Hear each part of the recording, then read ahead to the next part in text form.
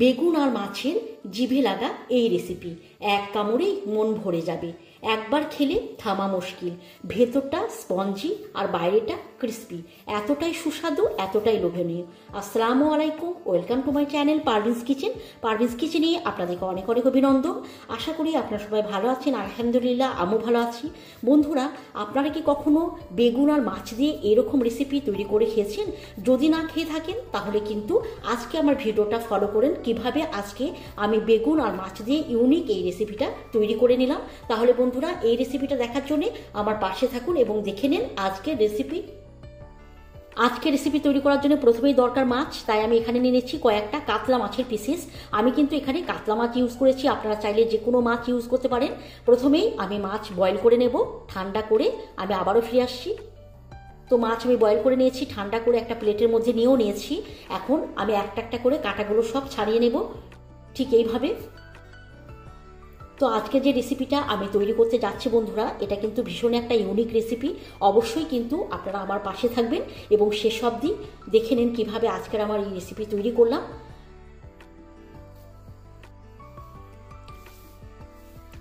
কাঁটাগুলো কিন্তু আমি সব ছাড়িয়ে নিয়েছি এবং হাত দিয়ে আমি একটু এইভাবে চটকে নেব।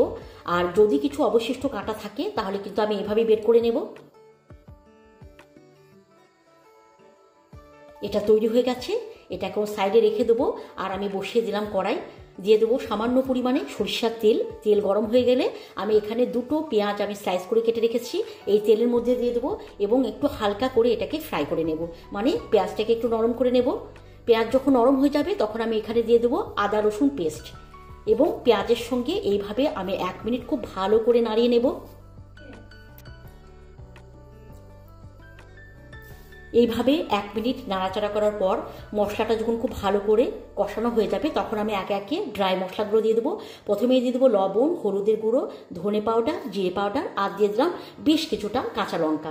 আমি একটু ঝাল খেতে বেশি পছন্দ করি, তাই লঙ্কার পরিমাণ একটু বেশি, আপনারা চাইলে কম বেশি করে নেবেন। তারপর দিয়ে দিলাম চিলি ফ্লেক্স আর দিয়ে দিলাম কালারের জন্য কাশ্মীরি লঙ্কার গুঁড়ো। সমস্ত মশলা কিন্তু আমি এখানে দিয়ে দিয়েছি। এখন এইভাবে আমি আবারও খুব সুন্দর করে মশলাটা কষিয়ে নেব। এইভাবেই কিন্তু মশলাটা যখন নাড়িয়ে নাড়িয়ে একদম কষানো হয়ে যাবে তখন আমি এখানে দিয়ে দেবো চটকে রাখা মাছ আমি এই মশলার মধ্যে দিয়ে দিলাম এবং 2 থেকে 2.5 মিনিট আমি এইভাবেই কিন্তু মশলার সঙ্গে খুব ভালো করে এই মাছ কষিয়ে নেব। খুব ইউনিক একটা রেসিপি বন্ধুরা, আপনারা অবশ্যই কিন্তু আমার পাশে থাকবেন। তার কারণ এটা যদি আপনারা মিস করে দেন তাহলে কিন্তু কখনো যদি আপনারা এই রেসিপি বাড়িতে তৈরি করেন তাহলে কিন্তু বুঝে উঠতে পারবেন না কিভাবে তৈরি করব। তাই এই রেসিপিটা যদি আপনাদের কখনো তৈরি করতে ইচ্ছে হয় তাহলে কিন্তু আজকের রেসিপিটা আপনাদেরকে অবশ্যই দেখতে হবে। এটা খুব ভালোভাবে তৈরি হয়ে গেছে। এখন আমি এখানে দিয়ে দিলাম 2টো বয়েল আলুটা আমি প্রথমে বয়েল করে নিয়েছিলাম, তারপরে হাত দিয়ে কিন্তু একটু চটকে নিয়েছি। এখন এখানে দিয়ে দিলাম, তারপরে সমস্ত উপকরণ আমি আবারও কিন্তু খুব ভালো করে এইভাবে কিন্তু নাড়িয়ে নেব।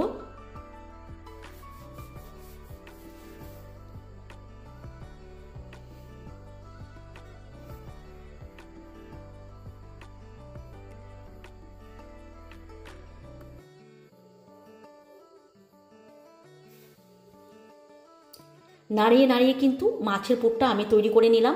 এখন আমি এখানে দিয়ে দেবো কিছুটা ধনেপাতা দিলে পরে কিন্তু যে কোনো রান্নার স্বাদ কিন্তু অনেক গুণ বাড়িয়ে দেয়। তাই এখানে আমি দিয়ে দিলাম অনেকখানি ধনেপাতা। তারপর আমি আবারও কিন্তু সমস্ত উপকরণ খুব ভালো করে মিশিয়ে নেব। এটা কিন্তু তৈরি হয়ে গেছে। এখন এটা আমি একটা প্লেটের মধ্যে নিয়ে নেব এবং ঠান্ডা করে নেব। মাছের পুর তৈরি করে আমি ঠান্ডা করতে দিয়েছি। অপরদিকে আমি নিয়ে নিলাম বেগুন। প্রথমেই আমি বেগুনের এ মাথা ও মাথা খুব ভালো করে কেটে নেব।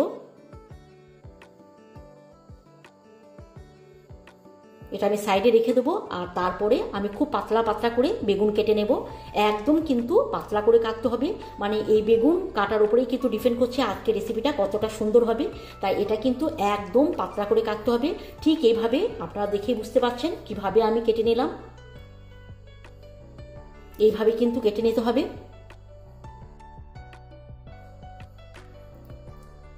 আমি কিন্তু কেটে নিয়েছি। এখন এগুলো সব সাইডে রেখে দেবো। আর আমি এখানে একটা স্লাইস বেগুন আমি নিয়ে নেবো।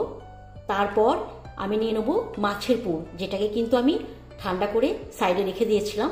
এই মাছের পুর থেকে আমি অল্প অল্প করে নেব এবং বেগুনের ঠিক মিডিল অংশে এইভাবে আমি দিয়ে দেবো এবং চারিপাশটা খুব সুন্দর করে কভার করে নেব।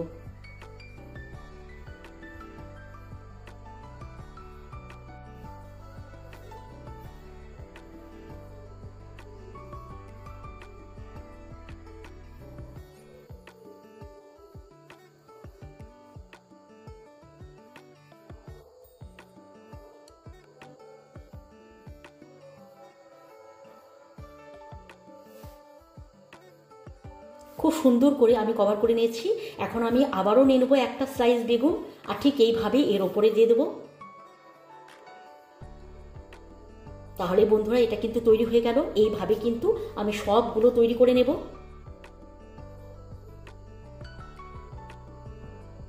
সবগুলো তৈরি করে আমি একটা প্লেটের মধ্যে নিয়ে নিলাম।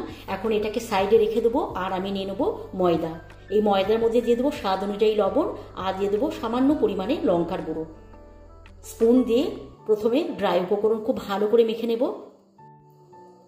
খুব ভালো করে মাখা হয়ে গেছে। এখন আমি এখানে দিয়ে দেবো পানি আর পানি দিয়ে এই ব্যাটারটাকে আমি তৈরি করে নেব। হাত দিয়ে মেখে নেবো প্রথমে, তারপর আমি স্পুন দিয়ে তৈরি করবো এটাকে। দেখুন হাত দিয়ে মেখে এটাকে তৈরি করে নিয়েছি। এখন স্পুন দিয়ে এটাকে খুব ভালো করে ফেটে নেব। আচ্ছা, ময়দার ব্যাটার তৈরি হয়ে গেছে আর ঘনত্বটা ঠিক এইভাবে হবে যেভাবে আপনারা দেখতে পাচ্ছেন। এখন আমি নিয়ে নেবো পুর ভরা বেগুন। তারপর এই ব্যাটারের মধ্যে আমি দিয়ে দেবো এবং খুব আলতো হাতে এপিট ওপিট করে এটাকে খুব ভালো করে কোট করে নেব। তারপর আমি দিয়ে দেবো ব্রেড ক্রাম্বসে এবং একইভাবে খুব ভালো করে আমি এটাকে কোট করে নেব।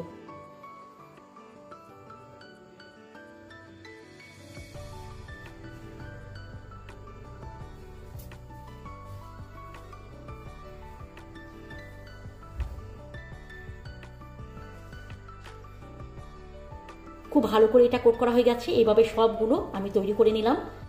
সবগুলো তৈরি করে নিয়েছি। এখন আমি এগুলো তেলে ফ্রাই করব। তার জন্য কিন্তু অলরেডি আমি কড়াই বসিয়ে দিয়েছি, তেল গরমও হয়ে গেছে। এখন এগুলোকে আমি একটা একটা করে দেব এবং এপিট ওপিট করে লাল করে আমি ফ্রাই করে নেব। একবারে সম্ভব নয়, যেহেতু এটা অনেকখানি বড়, তাই কিন্তু এটা আমি একটা একটা করেই কিন্তু ফ্রাই করব। উল্টে পাল্টে এগুলো লাল করে ফ্রাই করে নেব। এপিট ওপিট করে এটা কিন্তু খুব ভালোভাবে ফ্রাই করা হয়ে গেছে। এখন আমি তুলে নেব এবং একইভাবে সবগুলো আমি ফ্রাই করে নেব।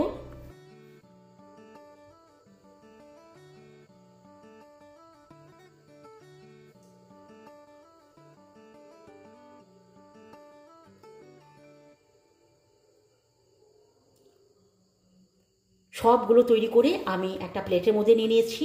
আর আপনাদেরকে একবার দেখে দিই কতটা এটা ক্রিস্পি হয়েছে। আওয়াজ শুনলে নিশ্চয় বুঝতে পারছেন। তাহলে বন্ধুরা, আজকের রেসিপি আমার রেডি। এখন শুধু মন খুলে খাওয়ার পালা। আমি তাহলে আমার পরিবারের সঙ্গে গরম গরম পরিবেশন করি, আর আপনারাও এইভাবে এই রেসিপি বাড়িতে তৈরি করুন আর আপনার পরিবারের সঙ্গে গরম গরম পরিবেশন করুন। তাহলে বন্ধুরা, আজকে আমার রেসিপি কেমন লাগলো? আশা করি ভালো লেগেছে। তাহলে এইভাবে এই রেসিপি আপনারা অবশ্যই তৈরি করুন। আর আজকের মতো আসি, আবারও অন্য কোনো দিন এই ধরনের কোনো মজার রেসিপি নিয়ে আমি আবারও চলে আসবো। ভালো থাকবেন, সুস্থ থাকবেন। খোদা হাফেজ।